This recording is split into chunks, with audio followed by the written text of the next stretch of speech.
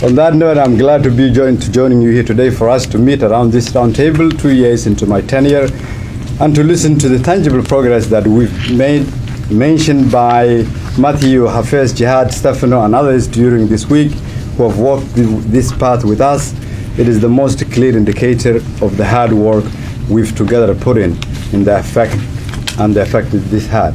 It has been a difficult but gratifying journey, one that I have reiterated our path to reform and nation building, not satisfying the benchmarks and the meeting deadlines of the IMF and World Bank. But I am also here to report that after 2 years on the job, my qualified observation has been that as difficult and painful the reforms have been, what has been the most difficult undertaking is to influence change despite an entrenched narrative. This reality has been hard for me to accept to begin with. Though we are working on extensive reforms, it is evident that one's history impacts its future. 2 years ago, my first discussion with both IMF and the World Bank were made with doubt, and rightly so.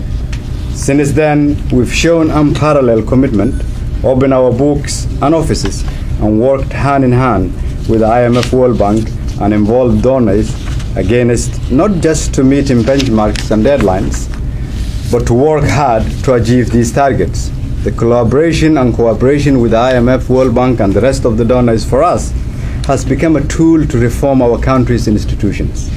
It is the strategic choice for Somalia rather than going the path of false hopes and shortcut choices that can have serious consequences for our nation in the future.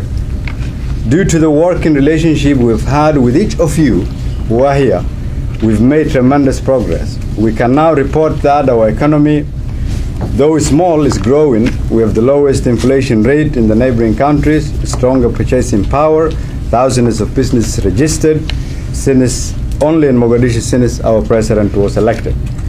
These are results of fiscal discipline and wide and radical reforms that we've undertaken. Our budget has increased and our budget process have become more transparent than ever. Our revenue collection has tripled. For the first quarter of this year alone, we have already surpassed the quantitative revenue floor target set by the IMF team, and collected taxes are now at highest record. I would particularly here like to commend our business community, who have developed a strong commitment to the reforms we are talking about. They have taken more risks and have paid the highest taxes since the collapse of our nation, because they understand working with international partners will open doors of opportunities. We must work together to create opportunities for our business community if we want our economy to grow. We want international investors to benefit as well from the immense opportunities that exist in Somalia and the potentiality of the future for the benefit and prosperity of the Somali people, the region, and the wider world. We have submitted to our parliament, in connection with the reforms, money bills, more than 30 approved by my cabinet. Those important include the establishment of an independent anti-corruption commission, the PFM strategy to increase accountability and transparency, a landmark telecommunication bill that no government has managed to pass and implement, has also been enacted into law, and we're working with that and generating revenue. A National Procurement Act has also been enacted into law, which will further enhance accountability and transparency in fighting corruption. The Water and Energy Bill and many other bills are also pending approval by the Parliament. Civil Services Reform legislation is also under works. Additionally, we have cancelled more than dozens of contracts for services that government used to do and were awarded in no transparent manner to provide to private individuals and companies. We continue to look into all contracts that has been awarded.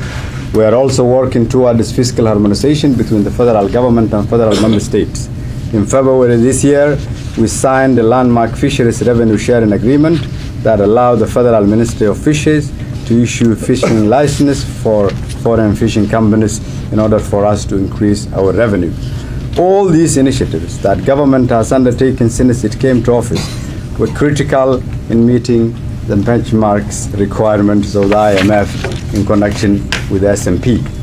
I would want to assure you today here, though we have done well, our commitment hasn't diminished. We've managed through this process to spark interest in the nation.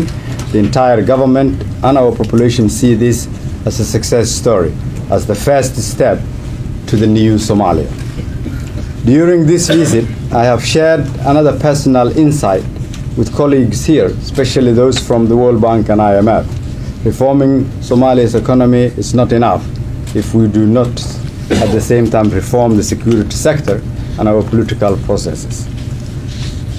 But the discovery for us has been there is no single universally agreed roadmap and implementer for security sector reform, as there is for the economic reform. There is also no pot of gold at the end of the rainbow when it comes to security. Just demands and deadlines, sometimes conflicting. Additionally, no one looks at the fiscal discipline aspect of the security sector reform. To give you a brief snapshot, we spend 9 million a month on our security sector of our 13 million expenditure. This accounts yearly to $109 million, accounting for 57% of our internally generated revenue. My challenge to the with the World Bank and IMF is to look into the fiscal discipline looking at from the security perspective, and to look into a model that functions in connection with the reforms that we are taking. To all our other partners, we have challenged them also to work with us on replicating the S&P model and benchmarks and working with us to reform our security sector. We have made significant progress on the security sector reform. 2 years ago, it was unthinkable what we've achieved here. 3 months ago, no one believed we would achieve what we have achieved when it comes to the security sector reform. We began by ensuring all SNA and federal police soldiers are biometrically registered. We've put in place a very strict vetting process of the personnel registered. In addition, we've started to pay our soldiers directly into their bank accounts.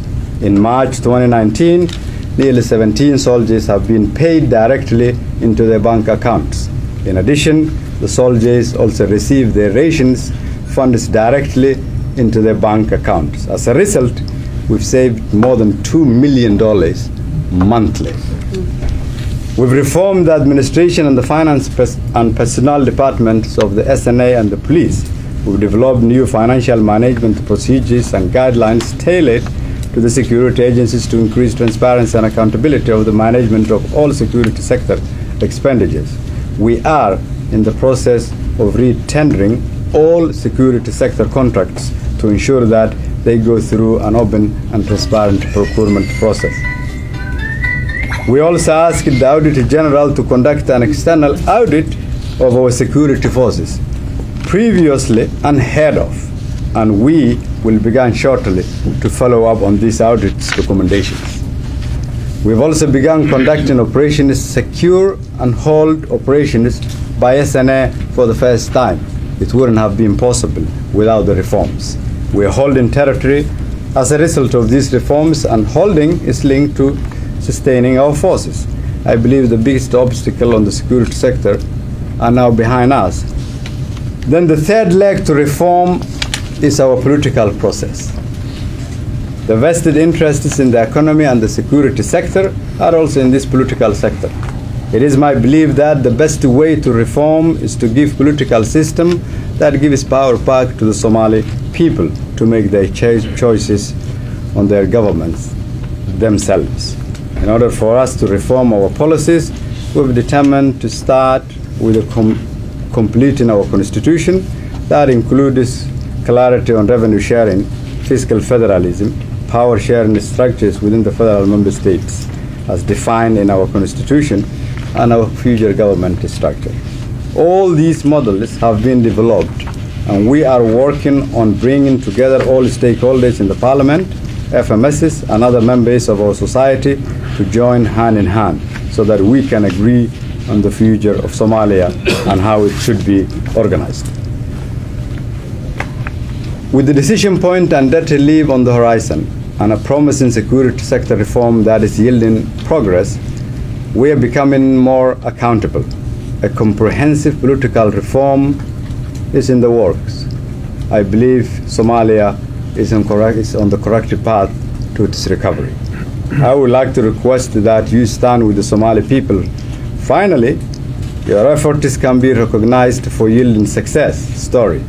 I hope we can continue to work unabated on this issue and that we can speak to the truth of the challenges and opportunities before us. And the narrative can be changed to a new narrative using this success story of the partnership on reform with our national financial institutions. I thank the World Bank and the IMF for organizing this event and the close partnership.